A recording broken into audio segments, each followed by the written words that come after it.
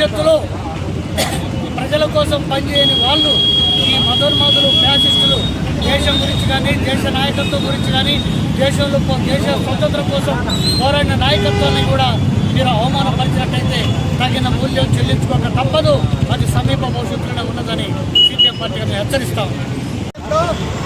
ఏదైతే పార్లమెంట్లో కేంద్ర హోంశాఖ మంత్రి అమిత్ షా చేసినటువంటి వ్యాఖ్యలు ఈ భారత ప్రజాస్వామ్యాన్ని, లౌకికవాదాన్ని, అట్లాగే భారత రాజ్యాంగాన్ని అవమానించే పద్ధతుల్లో మాట్లాడినటువంటి సందర్భం మనం చూసాం.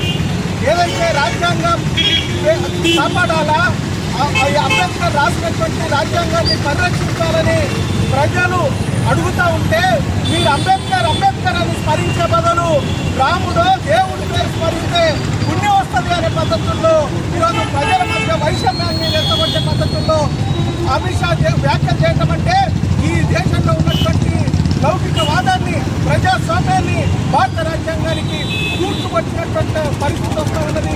దీన్ని నిరసిస్తూ వెంటనే అమిత్ షా రాజీనామా చేయాలా, ఆయనకు వత్తాసు పలికినటువంటి నరేంద్ర మోడీ ఈ దేశ ప్రజలకు క్షమాపణ చెప్పాలనేటువంటి డిమాండ్ తోటి ఈ నిరసన కార్యక్రమాలకి పిలుపునివ్వటం జరిగింది.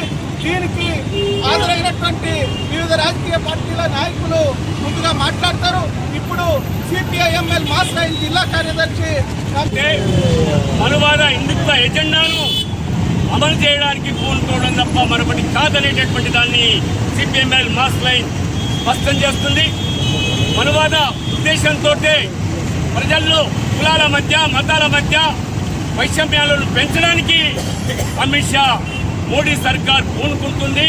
అందులో భాగమే ఇవాళ అంబేద్కర్ను అవమానించడం అంటే హిందుత్వ ఎజెండాతో ఇవాళ ప్రజల ముందుకు రావడానికి, దాని ద్వారా మాత్రమే రాజ్యాంగాన్ని సవరించడానికి పూనుకోవడం తప్ప మరొకటి కాదనేటటువంటి దాన్ని మేము స్పష్టం చేస్తున్నాం.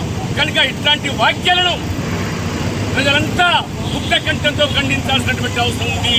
అదేవిధంగా అమిత్ షాని మోడీ సర్కార్ చిత్తశుద్ధి ఉంటే మోడీ సర్కార్కు అమిత్ షాని మంత్రివర్గం నుంచి బర్తరఫ్ చేయాలని సిపిఎంఎల్ మాస్ లైన్ నిజామాబాద్ జిల్లా కమిటీగా మేము డిమాండ్ చేస్తున్నాం.